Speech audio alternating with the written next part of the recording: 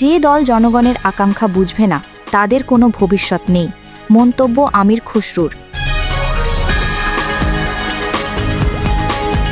পরিবর্তন টেকসই করতে হলে নতুন সংবিধান লিখতে হবে, বললেন আখতার হোসেন। ভারত এখন বুঝেছে চীনের সঙ্গে বন্ধুত্ব করা কেন দরকার। দুর্ভিক্ষেও থেমে নেই ইসরায়েলের হামলা, আরও 12 ফিলিস্তিনি নিহত। যুক্তরাষ্ট্র ও ইসরায়েলকে হুঙ্কার ইরানের সেনাপ্রধানের। এতক্ষণ শুনছিলেন সংবাদ শিরোনাম, এবার বিস্তারিত। Breaking news. চীনের সরকারি গণমাধ্যম জানিয়েছে ভারত এখন স্পষ্ট বুঝতে পারছে কেন চীনের সঙ্গে বন্ধুত্ব করা জরুরি হয়ে পড়েছে।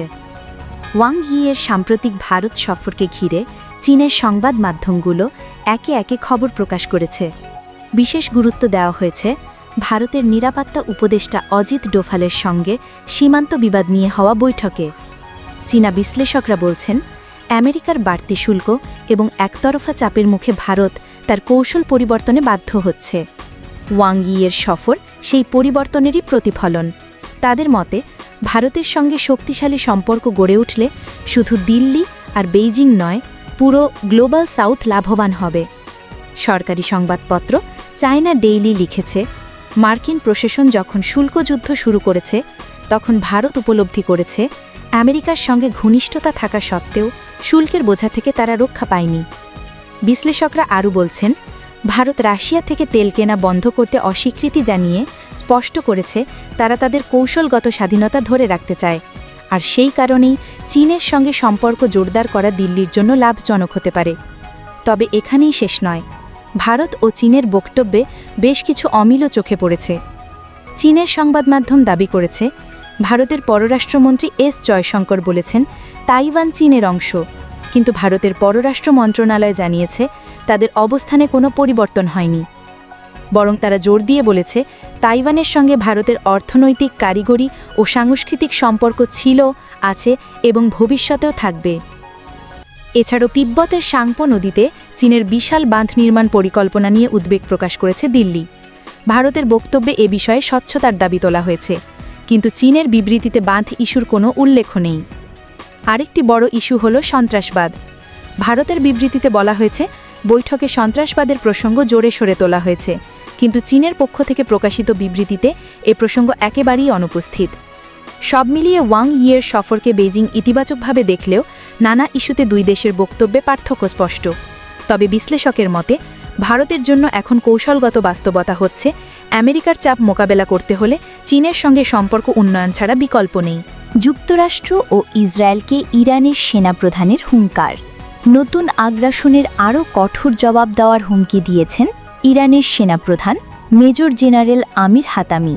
তিনি স্পষ্ট করে বলেছেন তেহরানের ওপর যুক্তরাষ্ট্র কিংবা ইসরায়েল আক্রমণ চালালে ভয়াবহ প্রতিশোধ নেওয়া হবে।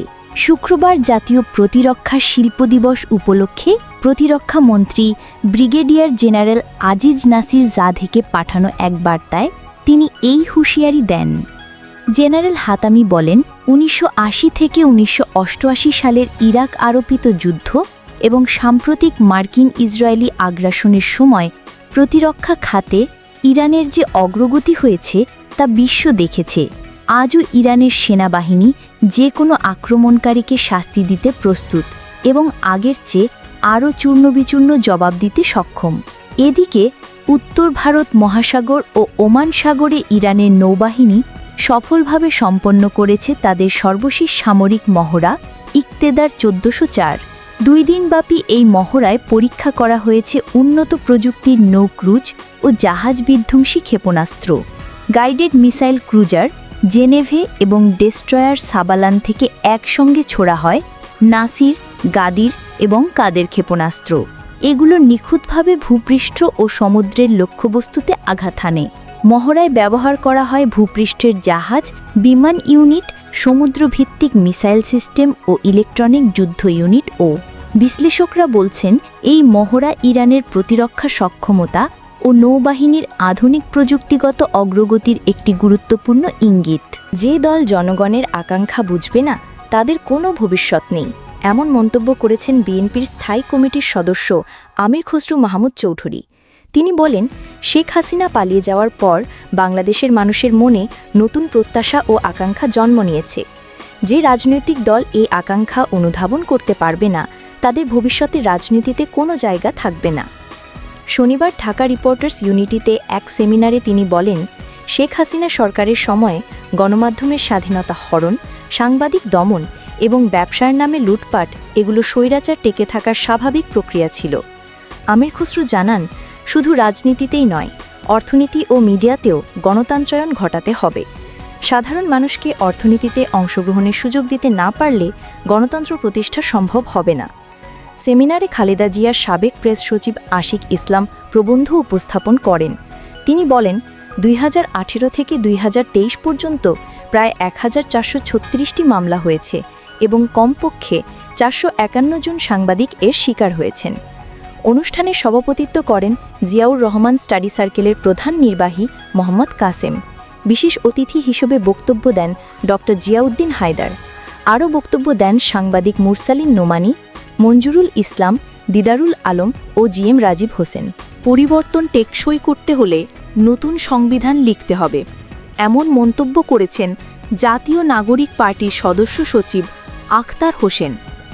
শনিবার দুপুরে রাজধানীতে এক সংবাদ সম্মেলনে তিনি বলেন, মৌলিক সংস্কারের রূপরেখায় গণপরিষদ নির্বাচনের কথা বারবার বলা হয়েছে, তবে নির্বাচন যে কোনো সময় অনুষ্ঠিত হতে পারে, এর ধরন আগে নির্দিষ্ট করতে হবে। তার আশঙ্কা, ফ্যাসিবাদী সংবিধান দিয়ে নির্বাচন হলে আবারও স্বৈরাচার মাথাচাড়া দিয়ে উঠবে। আখতার হোসেন বলেন, টেকসই পরিবর্তনের জন্য নতুন সংবিধান বাস্তবায়ন জরুরি, আর সেই সংবিধান অনুযায়ী নির্বাচন করতে হবে, অন্যথায় প্রকৃত গণতন্ত্র প্রতিষ্ঠা সম্ভব হবে না। এ সময় তিনি বিএনপির অবস্থান নিয়ে প্রশ্ন তোলেন। তিনি বলেন, জুলাই সনদ বাস্তবায়ন ও নতুন সংবিধান নিয়ে বিএনপির আপত্তি রয়েছে। তারা আসলেই সংস্কারে আগ্রহী নাকি প্রতারণার পথে হাঁটছে তা নিয়ে সংশয় তৈরি হয়েছে। নতুন সংবিধানে সংস্কার প্রস্তাব অন্তর্ভুক্ত হলে সেটি আদালতে চ্যালেঞ্জ করা যাবে না বলেও মন্তব্য করেন তিনি। জুলাই সনদ প্রসঙ্গে তিনি আরও বলেন, এই সনদে ক্ষমতার ভারসাম্য আনার কথা বলা হলেও বাস্তবায়ন প্রক্রিয়া এখনও অস্পষ্ট। সংসদ কাঠামো, উচ্চকক্ষ, রাষ্ট্রপতির ক্ষমতা, নারী নেতৃত্ব সহ নানা বিষয়ে পরবর্তী সরকারের হাতে ছেড়ে দিলে টেকসই সংস্কার সম্ভব হবে না। দুর্ভিক্ষেও থেমে নেই ইসরায়েলের হামলা, আরও 12 জন নিহত। গাজায় ইসরায়েলি হামলায় আবারও ডজনখানেক মানুষের মৃত্যু হয়েছে।